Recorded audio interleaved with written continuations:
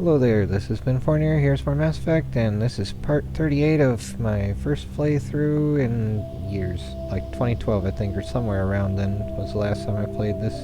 Maybe as late as 2015. Though I think, yeah, 2014 latest maybe. Yeah, the last few games I played before my ex-wife left me were like XCOM, Enemy Unknown, and maybe the Bureau Declassified. I want to play that one again, that was pretty good. Anyway, need to find another cluster of stars to go to because we've explored the Voyager cluster completely, the 3 systems here, Columbia and yada yada, etc. At least 3 for now, I think. Okay, we've been to Hades Gamma, we've been to Gemini Sigma. I don't think I've been to Argos Rho recently. But, yeah, we did Artemis Tau though. So, okay, Argos Rho. And there's only Hydra? Ah, nope, here's also Phoenix. Alrighty then. Hydra or Phoenix? Well, it went to Hydra first, so let's go to Hydra. So, of the Argos Rho cluster of doom.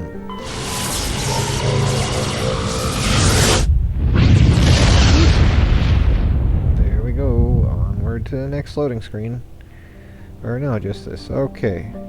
So, Argos Rho, Hydra, and the first planet here is Varmalus. Not Varmint, but Varmalus. Or Varmalus, or Varmalus, Varmalus, whatever. Has a thick atmosphere of nitrogen and helium. Extra squeaky.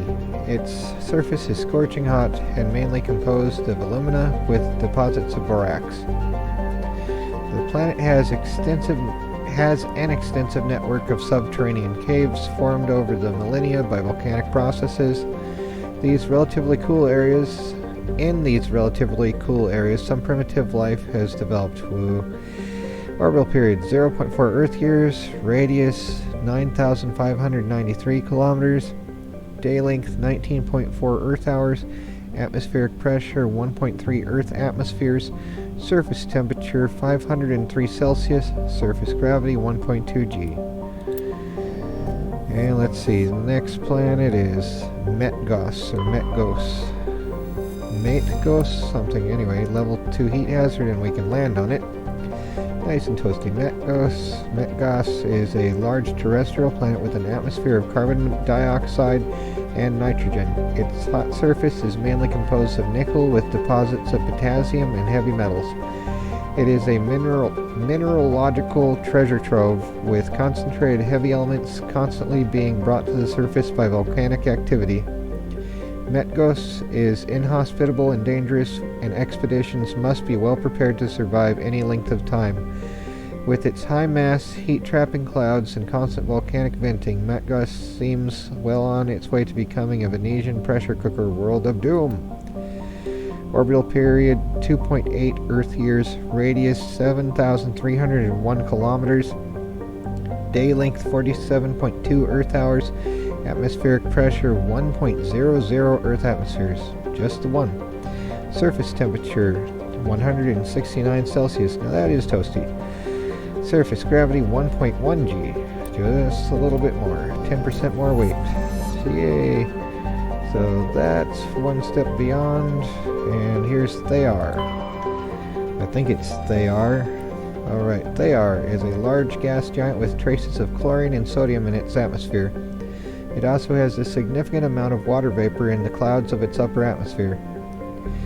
Thayar was struck by an asteroid at least 12 kilometers in diameter within the last 100 years. The superheating caused by the impactor's atmospheric passage created a large bank of vicious storms along the equatorial band of doom. Orbital period 12.8 Earth years, radius 60,774 kilometers, day length 11.8 Earth hours. And let's see, the other one here is here. Canrum, apparently.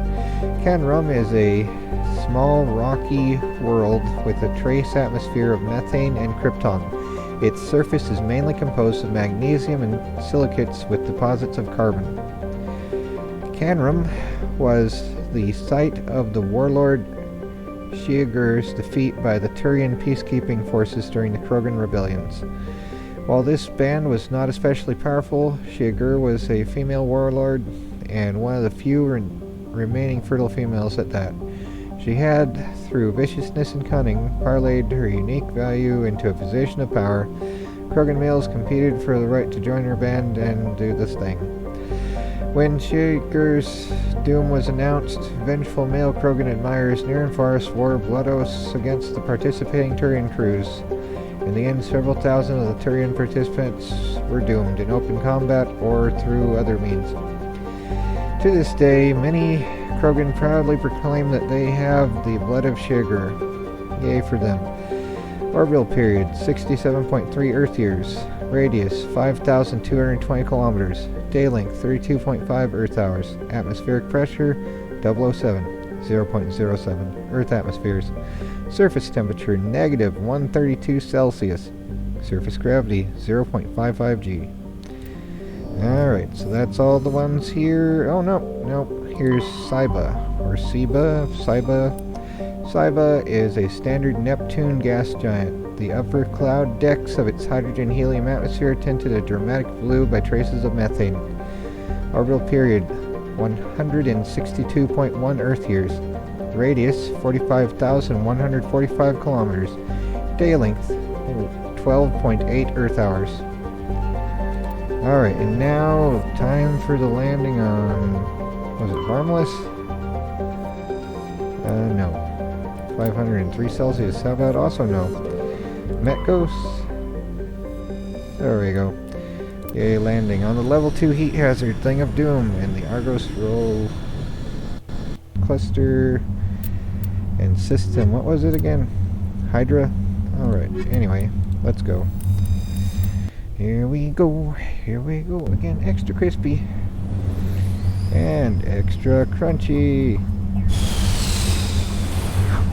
Would it be funny if like there was an onboard speaker saying prepare for some doom or something like that, you know? It's like hope we got insurance or something, you know, something dire. Okay, transponder signal, and that has a circle there. Surveyed, Turian wreckage, and escape pod.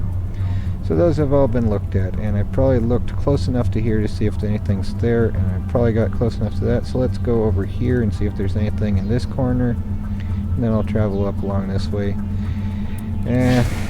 But I don't know. What? Alright, yep. Pressing forward while we're looking the opposite way. It's like, well, that is a way to get a camera angle. But, yeah, not the best one, I guess. Unless you're, like, trying to be like, see, this is what it looks like if you ran over by a Mako. Extra crunchy. But that presumes the driver's capable of actually doing anything other than pressing a button. Or, well, you're just standing in the wrong spot at the wrong time.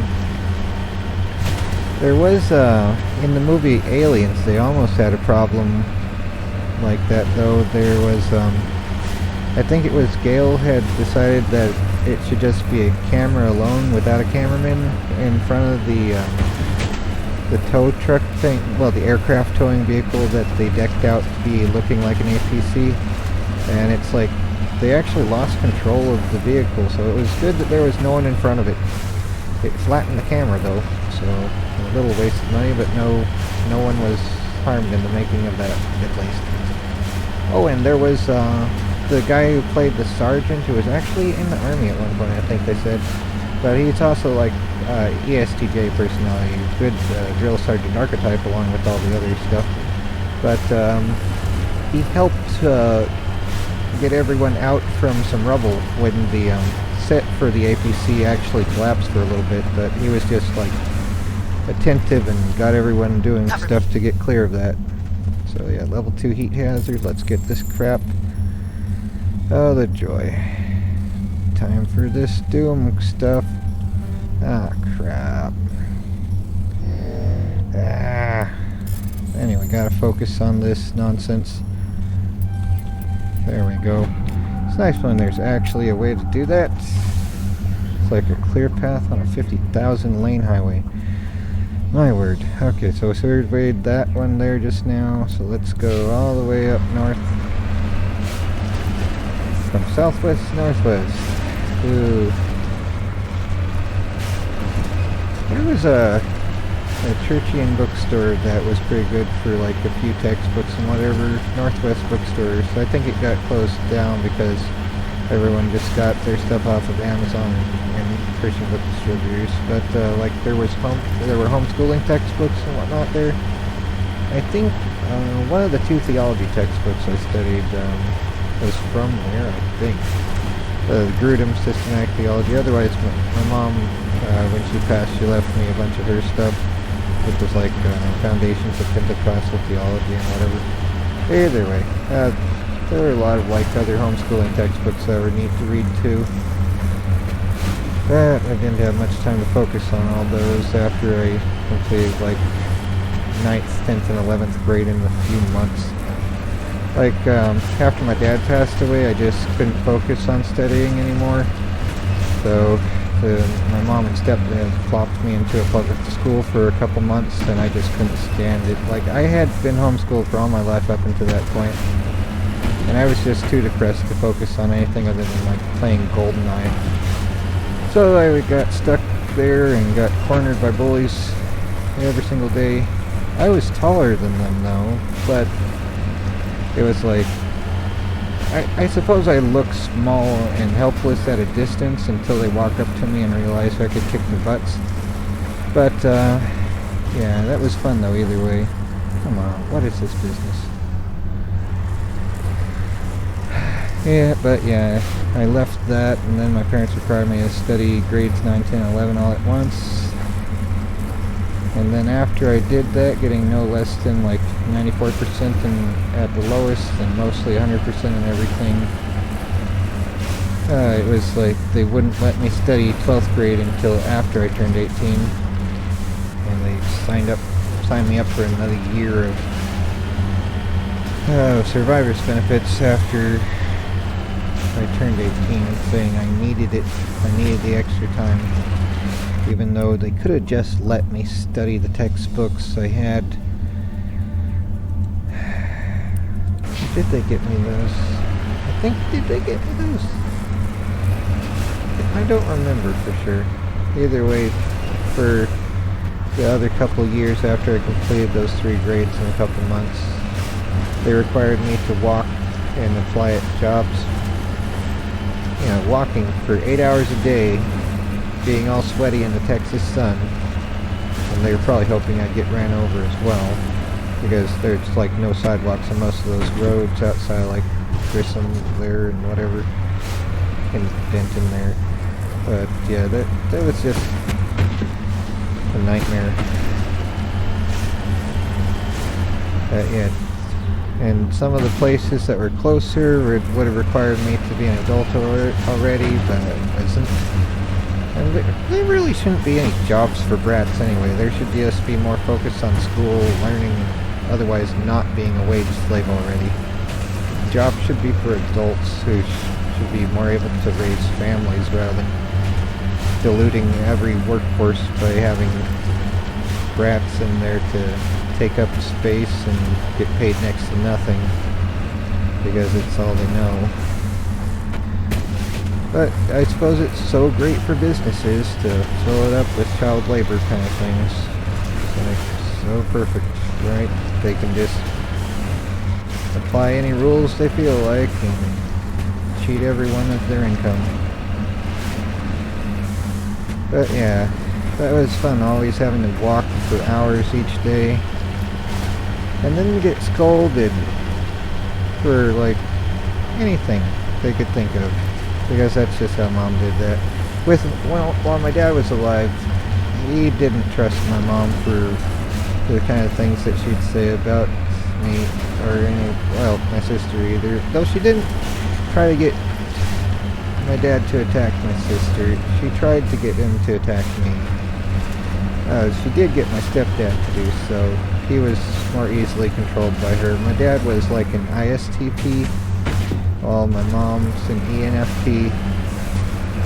But my stepdad was an ESTJ, and one who was recently divorced and having a lot of emotional issues, which he was good at capitalizing on, I guess.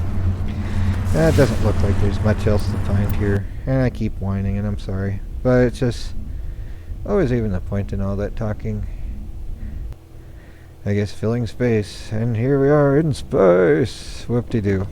So that was the what the heck place? The Hydra system of the Argos Rho. Met ghosts, of course, for the particular planet. I didn't check any places for containers I couldn't open yet. But yeah, Hydra of Argos Rho. A-R-G-O-S space capital R-H-O. So, yep. Yay, all the way out here.